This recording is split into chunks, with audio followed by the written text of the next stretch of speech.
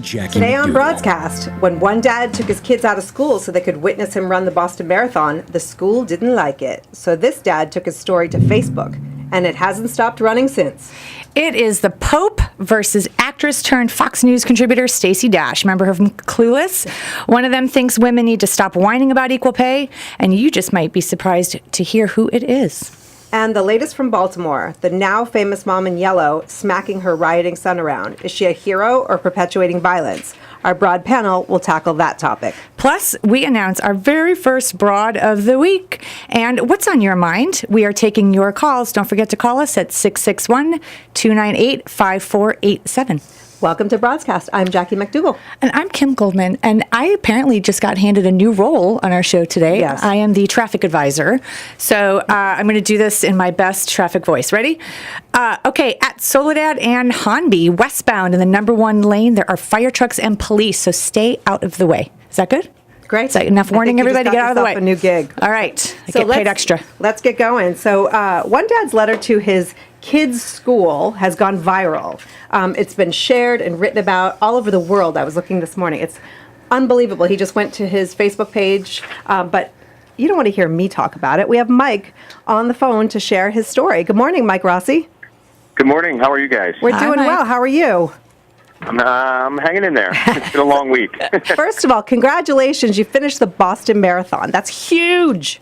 Thank you. Yeah, it was quite a thrill. As a runner, it's the ultimate, the holy grail. And, being injured, I didn't know if I'd be able to even make it through. So when I did, it was very satisfying and great to have the family right there when I finished. Absolutely. And I was reading your blog and just your account of mile by mile. And I am from Boston, so I have that extra added interest in it. So, but you decided not to go it alone and to take your kids, they're twins, 3rd grade, right? Correct. Out of school. And so what happened? Well, as I said, we had a great time. We had a great trip and an amazing weekend in Boston. We did all the tourist stops, and we tried to make it educational as well. And then returned home, and a couple days later had gotten this letter from the school, which is a form letter. And I've seen the letter or versions of the letter before, so I wasn't really surprised. I mean, we knew the policy, and we were not asking that they be excused from school, nor were we asking the school's permission to do so. But we notified the school ahead of time and even asked that they could send home any homework that we might need so that the kids wouldn't fall behind. And I just felt like when we got the letter, it was sort of unnecessary. And in my opinion, if you read the letter, it's got really negative tones. So, right. So it says that it's your children's absence is unexcused. And you posted you posted that to your Facebook page in an innocent manner, and then you said that it took off and it spread like wildfire. Well, oh my gosh, yeah. What was even more interesting was your letter back to the school about how they learn so much that you can't get in the classroom. Yeah, and I just felt it was important to to just voice to them that, hey, listen, I know it doesn't really matter because it's not going to affect one way or another, whether they were excused or not. But it was really important for me to say, hey, listen, this is what we did. And that's all I did in the letter. If you read it, there was nothing negative about the school or the principal or the teachers or anything. So. And I'm like you. I feel like, sometimes life experience is far better than classroom, and that's not to diminish what happens in the classroom. Right. But how have your daughters responded to all this attention? What do they think? Well, I have a son and a daughter. Oh, sorry. Sorry. That's okay. I knew that. Yeah, that's fine. We're very open with them. I mean, we try to keep them kids because they are 9, so we don't want them to grow up too fast. I still want to get hugs and kisses and call me daddy, but we also explain to them, hey, we're taking you out of school. It's against the rules, not against the law. But sometimes parents, know better for their children, and we think that this is important enough to take you guys out. And any more work that you're going to miss, you're going to make up. And it's not just going to be, we had them read almost the entire trip up there, and they did their reading that we have them read at least 20 minutes a day, just by themselves, above and beyond any of their schoolwork. So we tried to keep that going, and as I said earlier, mix in the educational aspects of the trip as well. Now, we had fun. I mean, they swam in the pool, and in my letter I kind of talked about that. They sampled great cuisine, and Right. physical Right. activity. That was sort of tongue in cheek. Right.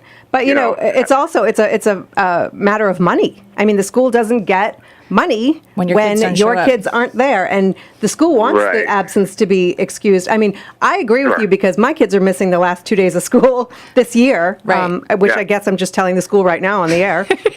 Because we're going There you to go. There's your notification. yeah, we're going to Hawaii. But, you know, Yeah. I have to say real quickly, my son had a kindergarten teacher who said to me one time, if your child does not do the homework, write me a note telling me about this family experience you had, or that you walked around walked around the neighborhood, or you did something together, and that child is Right. excused. You know, I mean, I Yeah. think there's something to be said for life experiences, and you're a great I dad. fully And agree. congratulations. Nice life lesson, Mike. I really appreciate you calling in, and Thanks good a luck lot. with all It's the a attention pleasure. you're getting. Yeah. Take care. Ignore the media you don't like. It's all good. Well, Kim, it's a pleasure. I've been an admirer of yours for years, so it's a real pleasure for me to talk to you. Thank you, Mike. I appreciate that. Have a great Great. weekend. You guys too. Take Okay, care. take care. So, what a great guy. Yeah, I love that. So, such a when we good come dad. back, we're going to talk two sides of the equal pay debate: an actress versus the Pope. All right, and Baltimore is in the news. Apparently, I hear. Really? Yeah, and so is that now famous mom, the lady in yellow, who grabbed her kid and absconded him from the riot action. Is she the mom of the year, or is she perpetuating violence? We are taking your calls, so call us 661-298-5487. Welcome back. Still, they're so funny to That's me. voiceover guy. We love you, voiceover guy. We have to have him as a guest one day. So. Okay. We are taking your calls, 661-298-5487. In the studio today, Whoop, whoop. we have Jessica Gottlieb, founder of Word of Mouth Women. Welcome. Thanks for having me. And very outspoken, strong, broad. That's why we had to have you here. I told you outside before we got started, because we're Facebook friends, that we had to have you here because when you post, half the time I want to block you, and half the time I want to like stand on my soapbox and cheer you on. And I love your response was, which ones do you want to block so I can do more of that? Yes, Right? exactly. Yeah. I just think that, like our show, you bring up topics that people are uncomfortable with, or that have become taboo, or just that make you think. And sometimes I think maybe I don't want to think. Sometimes I don't. It just always makes me consider. But I think that's what it's supposed to do, a post. I mean, isn't that why you write them? To inspire? No, I'm curious what people think about the stuff, that you talk about, like after your second glass of wine at a dinner party. Like, that's what I want to talk about. Right, And right. I like watching people squirm a little bit. And conversely, I like to give them an opportunity to stand behind their words. And some people really Right. do deserve that opportunity. Well, that's actually a very good segue into our topic today, which is about equal pay for women. And I don't know if anybody remembers our friend Stacey Dash from She's Clueless. Clueless. I mean, from Clueless. She's been very outspoken about a lot of things, but recently she was on the Meredith Vieira show, and she had a strong opinion about equal pay. Basically, that she thinks that. It's the same thing with race, that it's an excuse, and that she thinks women are victims if they don't have the same pay as men, and acting like that they're acting like victims. And my take from it was kind of like, get over it. That was, and Meredith took her to town. Oh, yeah. She was definitely. But on the other side of that, which is so funny, the Pope has our backs, because he's saying we must become more demanding by supporting with decision the right to equal retribution for equal work. Disparity is a pure scandal, he said. But the funny thing, I mean, he did tie it to divorce, and that, like, if you don't have, first of all, that he wants divorce, the to decrease. I mean, he doesn't want people getting divorced. And if you have more equal in the workplace and in the marriage, that maybe your marriage would be stronger. So he wants women to be subservient but make the same amount of money? Like, no, I think that he wants men to step up in the home, and women to also get their equal rights in the workplace. Yeah. So what's your take, Jessica? I'm so Jewish. I'm like, I don't know. Like, has there been a female pope? Is he angling? no, for you're not allowed that? to be. You're not allowed. That was the end of the article too. Was that in the Catholic Church, women cannot be pope, but you can have the same amount of money as men, but you just can't lead a church. can you own property? Or like, I don't get it. I think that Yeah. it's a step I think it's a step in the right direction. I mean, I grew up Catholic. I'm not necessarily. I don't necessarily identify myself as such in the present day. However, I have a lot of respect. Like, he has really, I think, breathed a lot of life into looking at life in a realistic way.